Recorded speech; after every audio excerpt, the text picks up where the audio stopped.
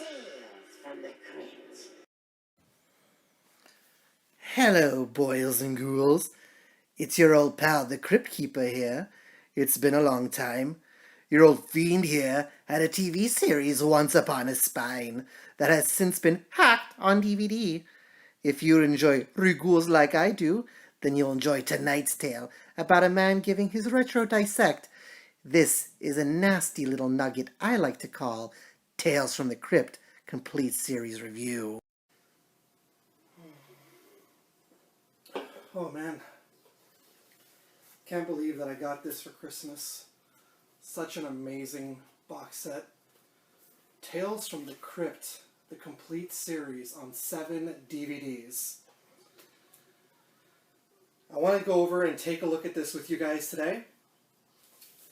Now, I just want to advise you guys that I got this at Christmas from somebody dressed up as a Santa Claus, telling me that if I take this, then it'll be a lot more than what I bargained for.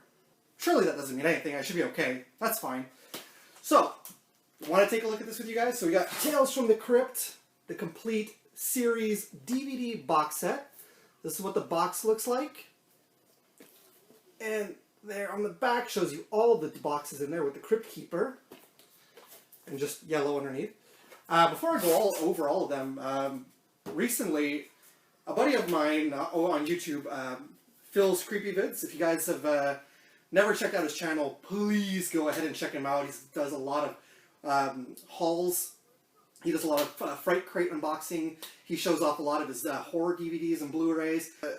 It's your one-stop for horror-related stuff. I love watching his videos. And recently he went through all, I would say the majority, if not all, of his DVD and Blu-ray collection. And actually, he did showcase this as well. So it kind of gave me a hankering to want to review this for you guys. But if you haven't seen Phil's videos, go check him out. But yeah, so let's get into the box set. Strewn across the table here are all 7 seasons. That's what it looks like when you take it out. Just going to pop that right here. Let's check out each season individually. So we start off with the complete first season of Tales from the Crypt. On the side, and that's what it looks like on the back. It's got some special features. So it has basically your Tales from the Crypt from comic book to television and some other stuff, which is cool. And you got a little slip inside with the episodes. And the first season is only 2 discs. That's what the first season looks like. Here's the second season. There's a lot more episodes on the second season. And there are 3 discs in the second season.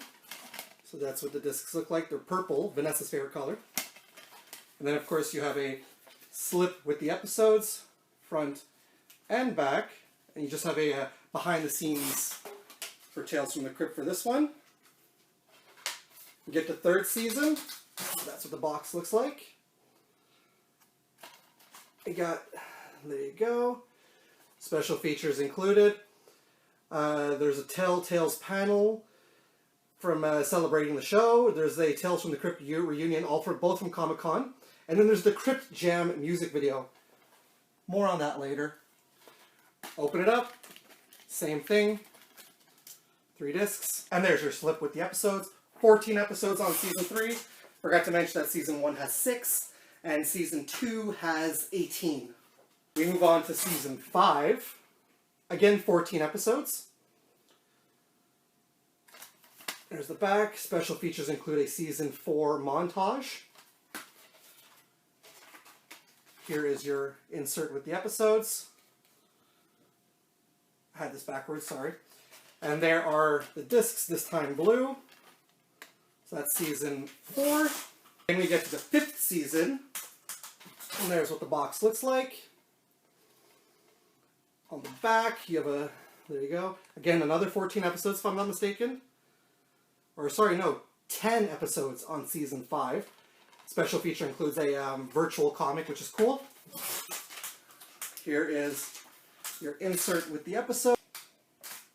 And here are the discs. This time a reddish-orange color.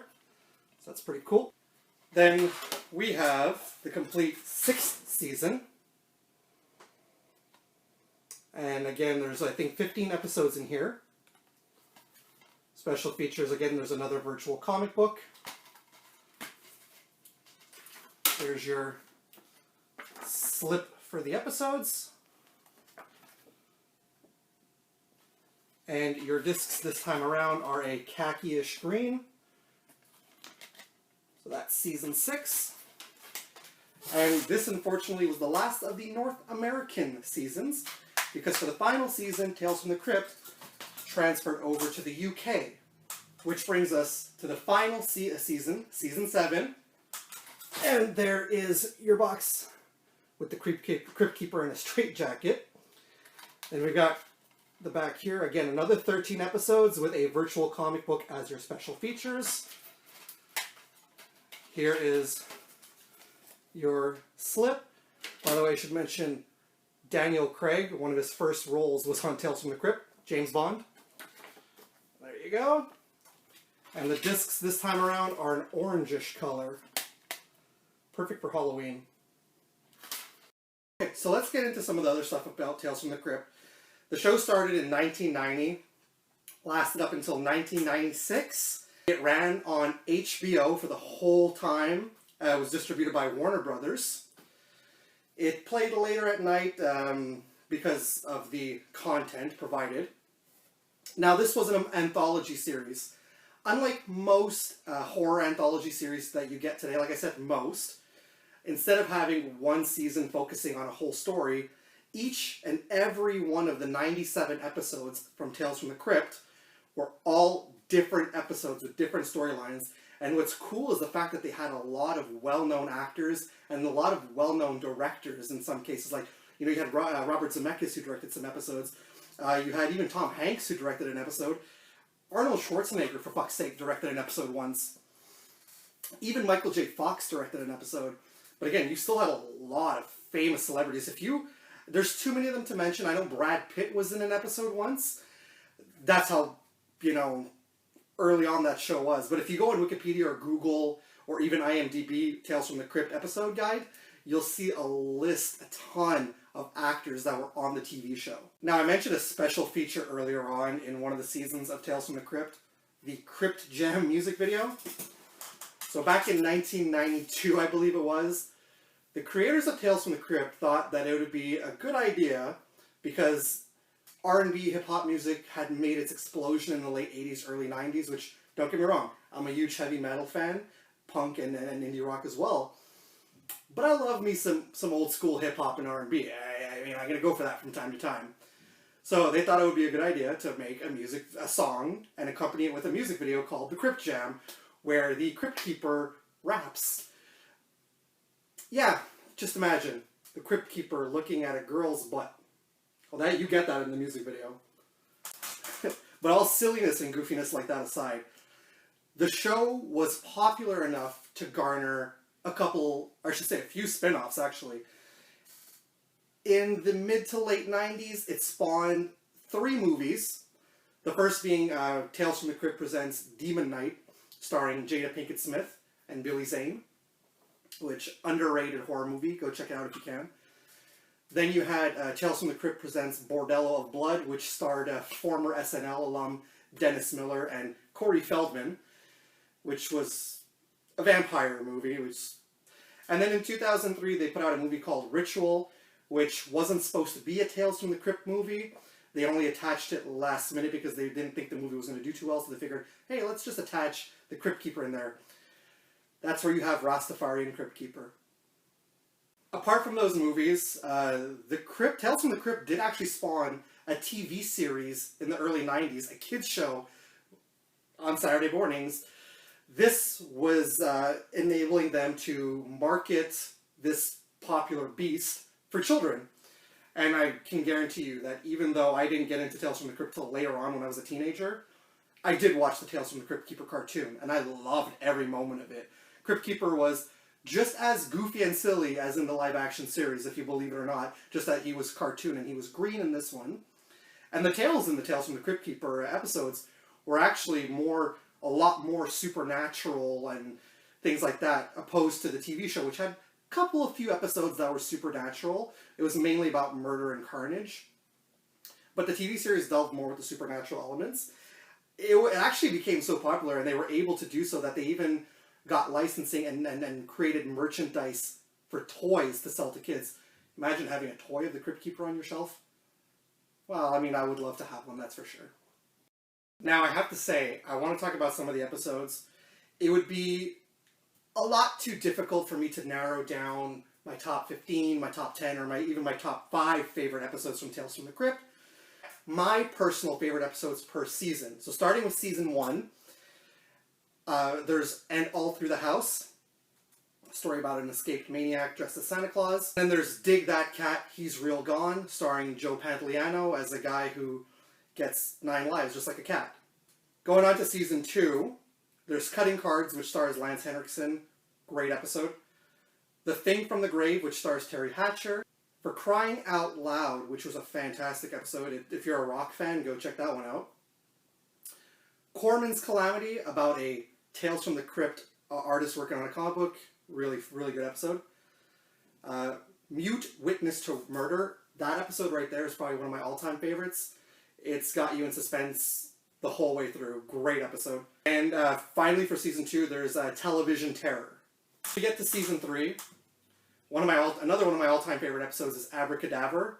Stars Jeff Bridges' brother. Oh man, the storyline for this is, again, another one of those that you're just sitting there, edge of your seat the whole episode. The Reluctant Vampire, which stars Malcolm McDowell, and anything with him I'm going to check out. Easel Kill Ya, starring Tim Roth, an underrated British actor. Great episode. Mornin' Mess, and Yellow, which is about the Second World War. Has nothing to do with horror or anything like that. It's just about a soldier who's trying to prove that he wasn't a coward, and he's put on trial. Great episode.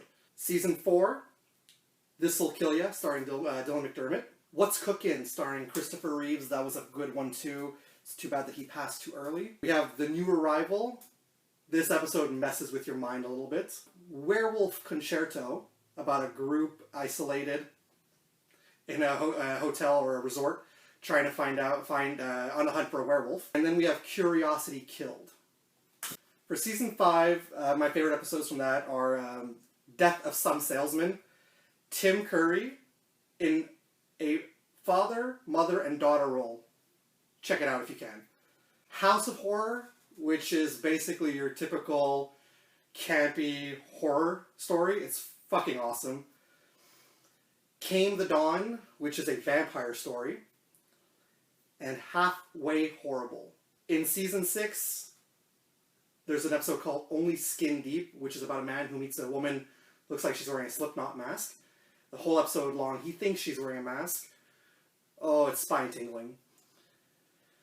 Stared in Horror, about a convict who runs away from the law, meets a woman who's elderly, and meets her daughter. I can't say too much, but it's pretty good too. In the Groove, about a radio station DJ who wants to kill his sister. It's not the best episode, it's not even that great, but just call me a fan of Slash because he makes an appearance in it. That's why I like the episode. Then we have Surprise Party, another really good spooky episode. Comes the Dawn, which is another good one. You Murderer, which was directed by Robert Zemeckis and takes the likeness of Humphrey Bogart in his perspective. John Lithgow is in it too. Fantastic episode. And for the final season, where I went to the UK, it wasn't the greatest season ever, but it still had its moments, apart from Daniel Craig getting one of his first roles in there. So there's A Slight Case of Murder, which is about a horror writer in some sort of bizarre love triangle. It's basically your typical Agatha Christie type thing. It's really cool. There's Horror in the Night, which is about a hitman who escapes to a hotel. Spooky things start happening to him. Pretty good episode. Cold War, which stars Ewan McGregor as a ghoul. It's just funny, the episode. It's really good. Report from the Grave. Honestly, that one gave me a lot of chills. You just check it out. It's really good. Confession, about a cop interrogating a man who they believe did a murder, starring Eddie Izzard as the interrogee. And the ending is a twist that leaves you surprised. And, of course, the final episode of the series, The Third Pig, which is the only animated episode of Tales from the Crypt, which has voice actors from a lot of cartoons from the 80s. if you can even go on YouTube and check out the third pig from Tales from the Crypt, it's pretty good. There's no cursing whatsoever. Well, there's a little bit, but it's pretty fucking awesome. It's out of place and it's great to check out. I think I covered everything with Tales from the Crypt. Like I said, I got this from a Santa Claus. At least I think he was Santa Claus. I have no fucking clue. I'm still a little confused and worried about what he meant by what he told me. But yeah, no, honestly, you can still get this now. It's still in print. It's a little bit of a hefty price. I know most stores sell it for close to $200 for the complete series. You can even probably find on Amazon the individual seasons. Sometimes they come packed as two for like $20 to $25. But if you're interested, it's a great value for everything you get. You get the complete series in a really cool looking box with the Cryptkeeper. And it's just completely worth it. That's pretty much it, guys. Let me know in the comments below if you like Tales from the Crypt, if you're a fan of Tales from the Crypt. Again, as I mentioned earlier, my friend Phil from Phil's Creepy Vids, go check him out. Show him some support. Great guy. I'll be back again. Be sure to subscribe to my channel. Hit the bell for notifications. And as always, guys, it's cool. Someone's at the door. Hang on a second. Let me go check that out. I'll be right back.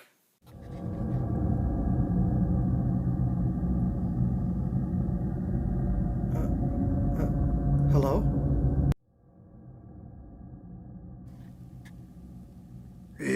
I've come to collect.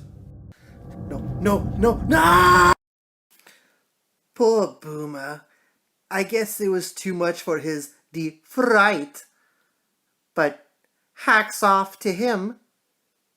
He takes his best stab at achieving his screams.